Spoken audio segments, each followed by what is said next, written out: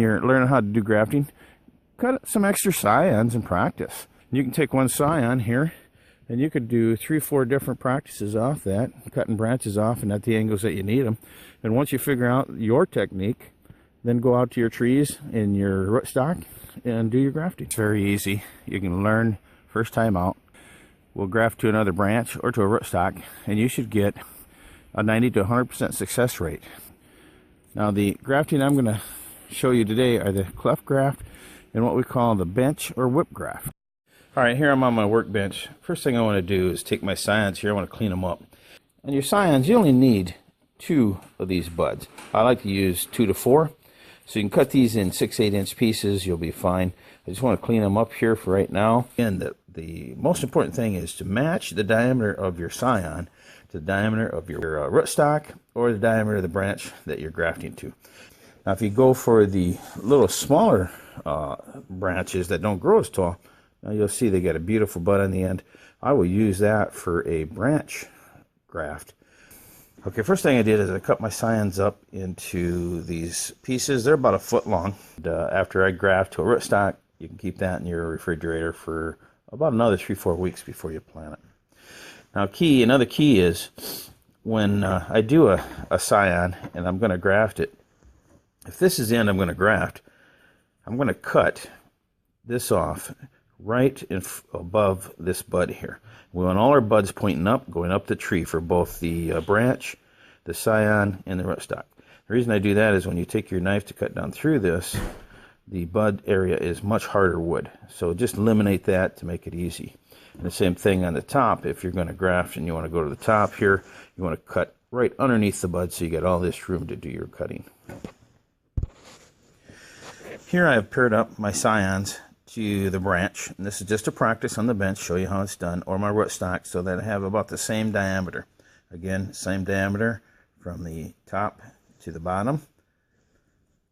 So I've got a number of pieces here to sample with. The key again is you want to cut that lower bud off so you got all this room here before you have a next bud, so you don't have to be cutting through this. You want to do that on both ends. Alright, to begin on our scions, when you add this to a rootstock or a branch, again, you want to cut this bud off right here so you don't cut through that. Now we're going to do a whip or a bench graft. And you want to take about 1 inch up and you want to cut this off on a 45-degree angle right to the end. But the first thing we want to do is be safe. So we want to have some gloves on.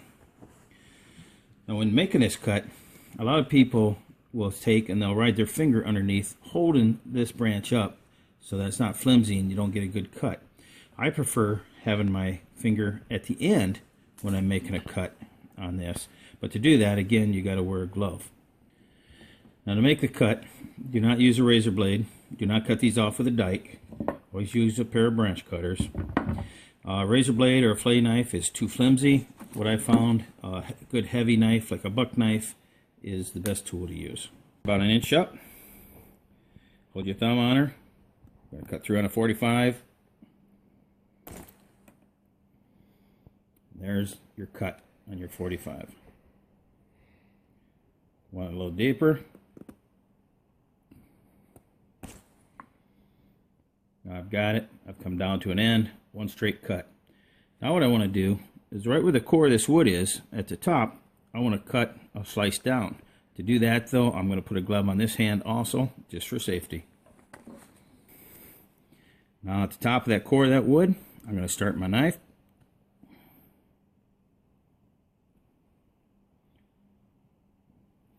You can see how I've worked down from that. And that's what I'm going to do to the other side when I lock these two in.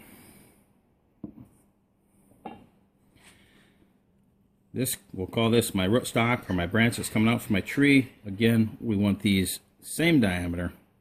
That makes it a lot easier. I want to start about 1 inch up. Do the same thing.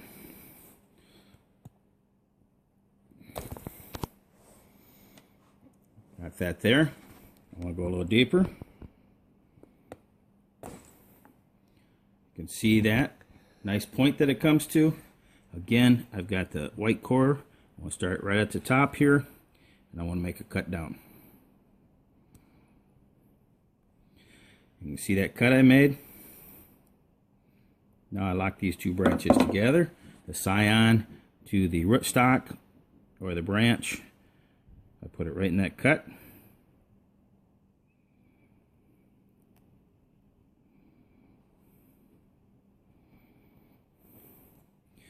Now there you got a graft.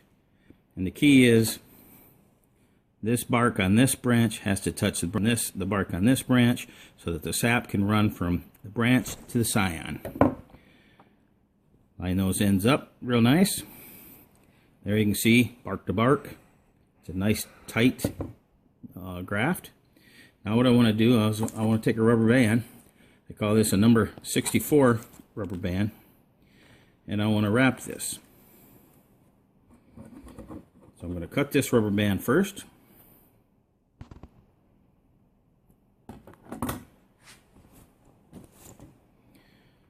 I'm going to start down here below the graft. I'm going to overlap that just a bit. I'm going to make it tight. You can see the overwrap. And now I want to keep this rubber band snugged up.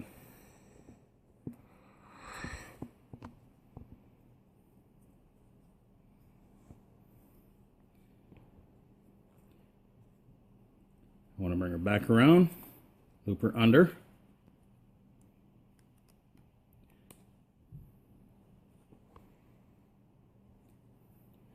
Okay, now that is fairly tight. Now I will take my tree tape and I will wrap around this, and then I will seal that with my tree wound. Okay, now I'm going to demonstrate the Cleft graft. The Cleft graft is easier to do, but same production. It will heal up. You'll get a high percent, 98 to 100% success. To do the Cleft graft, what we got to do is we got to cut right down through the center of the branch. So this would be our sample of our rootstock or our branch. We want to cut right down through the center of that. So I'm going to take my knife, I'm going to cut down through the center of that, and you can see right there where I've cut, and you can see the fracture that it makes. Now I've got to take my scion, and instead of 1/45 cut down to the end, we want to make a 45 or less to the center on both sides, keeping the bark on both sides. So we'll do that about 1 inch in on both sides. Got it up here. You can see that.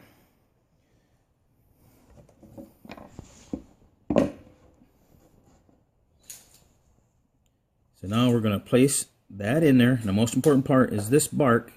The inside of that bark here has to touch the inside of this bark. So we're going to slide that right in that cut down until we're right even with where the bark begins. Now typically on a scion, if they're not exactly the same size as your rootstock, scion's got to be a little smaller then. You don't want it larger.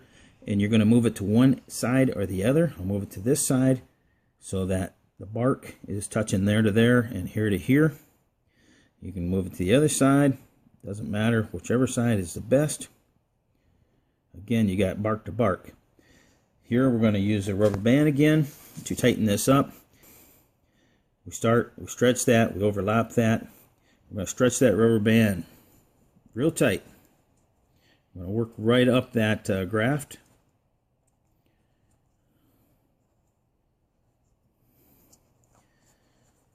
And I'm going to lock that rubber band in.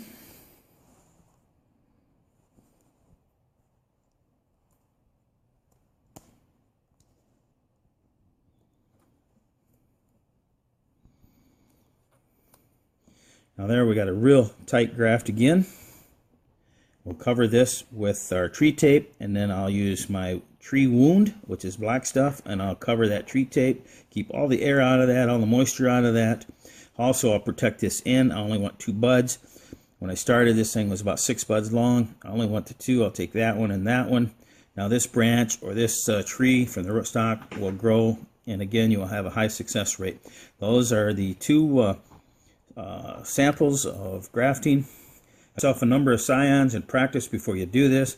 You practice 4 or 5 times, and you got her down, and anybody can do this grafting. Here's one of my Honeycrisp branches that I grafted onto my Cano Red last year. You can see it grew real nice here. You can see where the attachment was, where the two grafts took place here. Not hard to do.